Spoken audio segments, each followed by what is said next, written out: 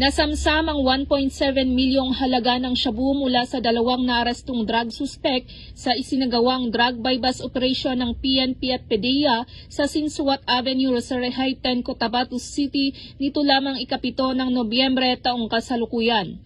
Kinilala ni PDEA Barmhill Cesario Castro ang mga suspect na sina alias Mimi, 43 na taong gulang, isang magsasaka, at si alias Maggie, 39 na taong gulang.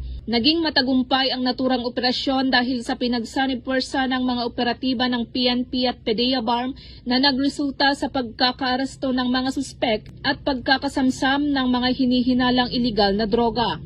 Nasamsam mula sa mga suspek ang 5 piraso ng heat seal transparent plastic sachet na naglalaman ng tinatayang 250 gramo ng hinihinalang shabu na may halagang 1,700,000 pesos, 2 Android cellphone at bypass money.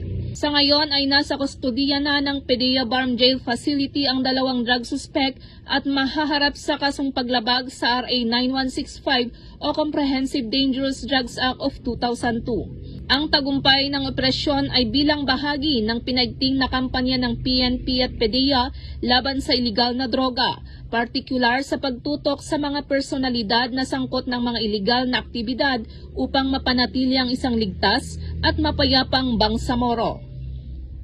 Mula rito sa rehiyon ng Bangsamoro, ako ang inyong Police News Network Correspondent, Patrolwoman Leonora Gawang, alagad ng batas, tagataguyod ng balitang pulis.